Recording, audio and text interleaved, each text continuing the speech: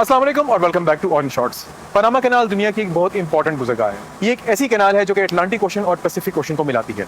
Suez canal के बाद अगर हम किसी दूसरे मार्वल की बात करें कि जहां पे इंसानियत ने एक बहुत ही जबरदस्त काम किया तो वो थी पनामा कैनाल। पनामा कैनाल से सबसे बड़ा फायदा तो ये हुआ कि अगर जहाजों को वेस्ट अमेरिका चाहे वो नॉर्थ हो या साउथ हो की तरफ जाना पड़ता था तो उनको एक छोटी गुज़रगाह मिल गई और दूसरा ड्रेक पैसेज अवॉइड हो गया, मैजेनेला स्ट्रेट अवॉइड हो गई। अगर आपको मेरी पुरानी वीडियोस याद हो तो ये वो दुनिया के हिस्से हैं जहां पे समंदर आपको अक्सर रफ मिलता है और जहां पर अक्सर जहाजों ने ना सिर्फ एक एक्सीडेंट्स को मीट किया बल्कि वहां पर काफी सारे लोगों की जान दी गई। डिस्टेंस कम होने का मतलब ये है कि अब सामान एक जगह से दूसरी जगह बआसानी पहुंच सकता था। लेकिन अगर हम पिछले कुछ अर्से की बात करें तो पनामा कैनाल में चीजें कुछ इतनी अच्छी नहीं रही। अगर आप पनामा के एंकरेज को देखें तो वहां पे एक लंबी कतार है उन जहाजों की जो कि पनामा कैनाल से गुजरने का इंतजार कर रहे हैं। और आपको शायद ये सुनकर हैरानी हो लेकिन जहाज मिलियंस ऑफ डॉलर्स अदा करने के लिए तैयार हैं ताकि उनको उस कतार में उस क्यू में आगे किया जा सके और वो पनामा कैनाल से जल्दी निकल सके। क्योंकि मसला ये हो रहा है कि ये जो डिले है, ये जो लेटनेस है, ये चंद दिनों की नहीं है बल्कि इन सम केसेस जहाजों को हफ्तों इंतजार करना पड़ रहा है। लेकिन पनामा कैनाल इस नहज तक इस तरह पहुंची क्यों? अगर मैं आपको हकीकत की बात बताऊं तो इसका डायरेक्ट ताल्लुक है पानी की कमी से, shortage of fresh water to be very precise, यानी कि ताज़ा पानी की कमी की वजह से। अब आप लोग हैरान इस बात पे हो रहे होंगे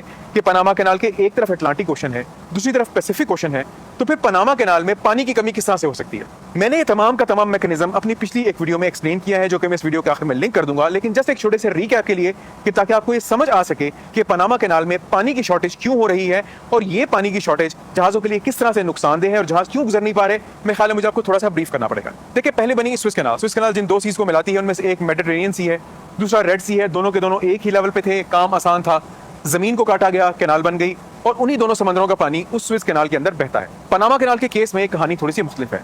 यही जो स्विस कैनाल कंपनी है जिसने स्विस कैनाल बनाई थी 1880 में, इसी ने पनामा कैनाल बनाने की कोशिश भी की थी और फ्रेमवर्क उन्होंने वही रखा था कि हम दोनों तरफ की जमीन को काटेंगे और जमीन को काट के हम दोनों के दोनों ओशंस को आपस में जोड़ देंगे। इसमें दो रुकावटें थी। पहली रुकावट तो ये कि उनको ये पता चला कि जो पैसिफिक ओशन है उसका जो लेवल है वो अटलांटिक ओशन के एग्जैक्टली बराबर नहीं है। खैर, ये भी इतना बड़ा इशू नहीं था। इसका मतलब ये था कि पानी एक ही डायरेक्शन में बहता तो उसको भी किसी न किसी तरीके से सॉल्व किया जा सकता था। लेकिन दूसरा बड़ा इशू जो फेस हुआ वो ये था कि पनामा कैनाल की जमीन को काटना इतना आसान नहीं था। In case of Swiss canal जो कि पहले बनी थी, रेतला मैदान था, चटियल मैदान था, उसको काटना ज्यादा आसान था। पनामा कैनाल के केस में ये जंगल थे और जंगलों में भी पहाड़ थे, चट्टानें थी और उन चट्टानों को काटना, तोड़ना और फिर उसमें से नहर बनाना इतना आसान काम नहीं था। और अगर आपको फिर मेरी पुरानी वीडियो याद हो तो आपको याद होगा कि यहाँ पे तकरीबन 25 से 30 हज़ार अफराद ने अपनी जान खोई थी और जिसकी वजह सिर्फ और सिर्फ एक्सीडेंट्स नहीं थे बल्कि चूंकि ये घने जंगलों का इलाका था, ये वो इलाका था जहाँ पे बरसात ठीक ठाक होती है तो मलेरिया, डेंगू, येलो फीवर, उसके अलावा स्नेक बाइट्स, यहाँ पे सांप बहुत ज्यादा हुआ करते थे।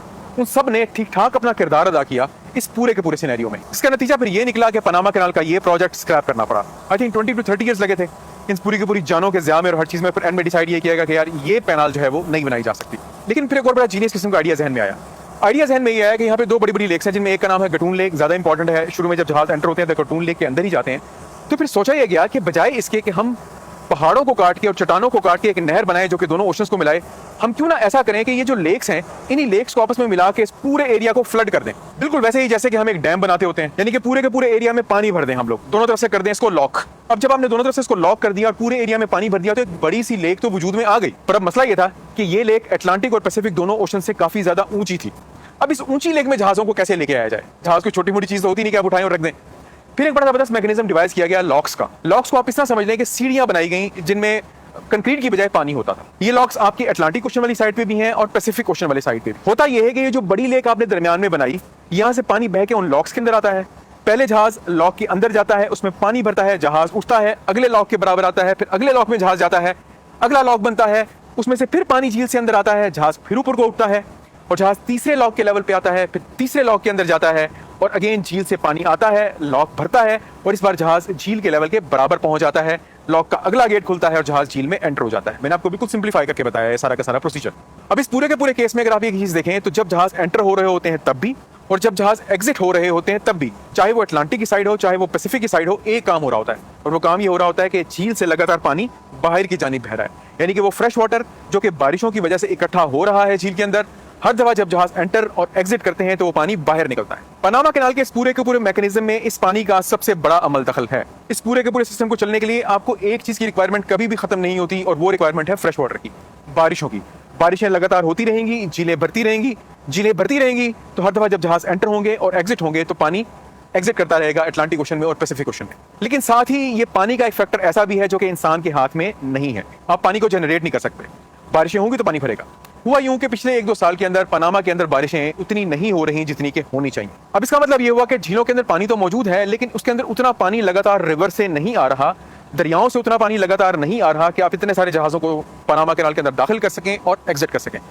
इसके लिए फिर पनामा कैनाल अथॉरिटी ने 2-3 चीज़ें की। उन्होंने एक चीज़ ये की कि वहाँ पे 2 तरह के लॉक्स हैं, एक पैनामैक्स जहाज़ों के लिए जो कि तकरीबन 70,000 टन के आसपास कार्गो कैरी करते हैं, और एक नियो पैनामैक्स है जो कि तकरीबन 1.5 लाख टन के आसपास कार्गो कैरी करते हैं। उन्होंने किया ये है कि एक लॉक में 2-2 जहाज़ों को फिट करना शुरू कर दिया है, ताकि हर दफ़ा जब एक एंट्री और एक एग्जिट पे जितना पानी निकलता था, वो अब एक एंट्री और एक एग्जिट की बजाय 2 एंट्री और 2 एग्जिट पे निकले। दूसरा काम उन्होंने ये करना शुरू कर दिया कि हर मरतबा क्या होता था कि गटून लेक से, बल्कि अब तो सब लाइक आपसे मिल ही गई, तो हम इसको पनामा लेक कह लेते हैं, तो पनामा कैनाल की इस लेक से पानी क्या करता था कि हर दफ़ा हर लॉक में बहता हुआ आता था। इन्होंने जो एडजेसेंट लॉक्स हैं, 2 लॉक बने हुए हैं पैनामैक्स के लिए और 2 लॉक बने हुए नियो पैनामैक्स के लिए, इन्होंने क्या करना शुरू कर दिया कि बजाय इसके कि हर लॉक में से पानी बह के बाहर आए, जब जहाज अंदर जाएं और बाहर आए, उन्होंने इस लॉक में से इस लॉक में पानी ट्रांसफर करना शुरू कर दिया कि सेम टाइम पे जहाज बाहर आ रहा हो, सेम टाइम पे जहाज अंदर जा रहा हो, और एक ही पानी को रीयूज किया जा सके। इससे जो पानी का इखराज है, पानी का जो एग्जिट है कैनाल से, वो कम होना शुरू हो गया। अब एट द सेम टाइम आप जितनी मर्जी एफर्ट्स कर लें, अगर आपका पानी आ ही कम रहा है तो फिर क्या होगा कि आप सारे के सारे जहाज़ों को अंदर नहीं लेके जा सकेंगे। जहाज़ों का बैकलॉग बढ़ना शुरू हो गया। जहाज जो कि पनामा कैनाल को क्रॉस करना चाह रहे थे और जहाज जो कि पनामा कैनाल को क्रॉस कर पा रहे थे, उनमें डेफिसिट बढ़ना शुरू हो गया, उनमें गैप आना शुरू हो गया।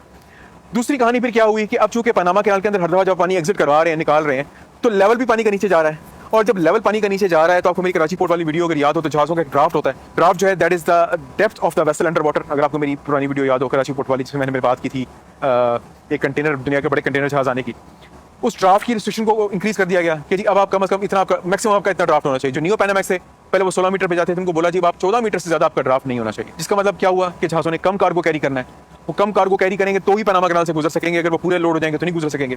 जो पैनामैक्स जहाज थे पहले उनका ड्राफ्ट 12 मीटर के आसपास था जब वो पनामा कैनाल से गुजरते थे, उन्होंने ये भी कम कर दिया कि नहीं जी आप अपनी जो डेप्थ अंडर वाटर है उसको कम करें। उसको कम करने का जहाज़ों के पास एक ही तरीका होता है, और वो तरीका ये कि वो अपना कार्गो या तो लोड ही कम करें और या फिर पनामा कैनाल में दाखिल होने से पहले उस कार्गो को उतारें।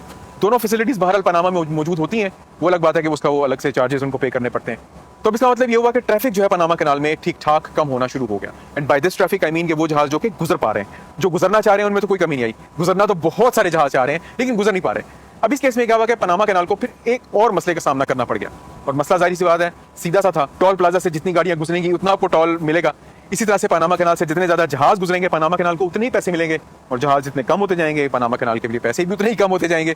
तो फिर पनामा कैनाल ने ये सिस्टम शुरू कर दिया कि ठीक है जी अगर आप जल्दी गुजरना चाहते हैं तो आपको जल्दी गुजार देंगे, लेकिन आप उसके लिए अलग पैसे देने पड़ेंगे। तो अब जहाज वो एक्स्ट्रा पैसे पे कर रहे हैं ताकि वो जल्दी गुजरें, क्योंकि हर बंदा जिसने कार्गो शिप किया हुआ है और जिसने कार्गो मंगाया हुआ है, दोनों की एफर्ट और दोनों का मकसद यही है कि यार ये कार्गो जो है हम जल्द से जल्द अपने हाथों में लें ताकि इसको बेचें, वापस हमारे पास रेवेन्यू तो आए, पैसे तो जनरेट हों। तो ये है वो सारी की सारी बुनियादी कहानी जो कि इस वक्त पनामा कैनाल में चल रही है। बारिशें कम हो रही हैं, बारिशें कम होने का मतलब रिवर्स में पानी कम आ रहा है, रिवर्स में पानी कम आ रहा है तो झील में पानी कम इकट्ठा हो रहा है। और चूंकि इसका पूरा स्ट्रक्चर ऐसा है कि झील में पानी ज्यादा होगा तो आप ज्यादा जहाज अंदर ले सकेंगे, क्योंकि हर दफा जब जहाज अंदर जाते हैं और बाहर एग्जिट करते हैं तो आपको कैनाल के अंदर पानी छोड़ना पड़ता है, कैनाल के अंदर से पानी निकालना पड़ता है बाहर, उस झील के अंदर से पानी आपको निकालना पड़ता है बाहर। बारिशें कम हो रही हैं, so now everybody is hoping कि बारिशों का सिलसिला जो है दोबारा शुरू हो। अभी कुछ न्यूज़ आई तो थी कि अच्छी बारिशें वहाँ पे शुरू हो गई हैं। अगर अच्छी बारिशें होंगी तो सिस्टम ठीक चलता रहेगा, बारिशें अगर सही नहीं होंगी तो शायद फिर इसको मजीद किसी किस्म का रिस्ट्रिक्शन का सामना करना पड़ जाए, और फिर जहाज़ों को वही पुराना लंबा रास्ता इख्तियार करना पड़ेगा जब तक कि कोई और सोल्यूशन जहन में नहीं आता और कोई और सोल्यूशन डिवाइस नहीं होता। पनामा कैनाल अथॉरिटी मेजर्स तो सारे के सारे ले रही है इस चीज़ को वर्कआउट करने के लिए कि जितने जहाज़ों को मुमकिन हो सके गुजारा जा सके, but there is only so much that they can do. अगर आपको आज की वीडियो पसंद आई हो, अच्छी लगी हो, हकाइक आपको पसंद आए हो, तो लाइक करना मत भूलिएगा, शेयर करना मत भूलिएगा और सब्सक्राइब करना मत भूलिएगा। अगर आप पनामा कैनाल के बारे में पुरानी वीडियो देखना चाहें कि वो बनी कैसे थी तो वो वीडियो लिंक होगी यहाँ पे। अगर आप स्विस कैनाल के बारे में वीडियो देखना चाहें कि स्विस कैनाल किस तरह से बनी थी तो वो वीडियो लिंक होगी यहाँ पे। अगली वीडियो तक अपना ढेर सारा ख्याल रखिएगा, दुआओं में याद रखिएगा। With tons of love to my Orange Shots family and to be Orange Shots family, this is me Zahid Nisar. You are watching Orange Shots और अगली वीडियो तक अल्लाह हाफिज।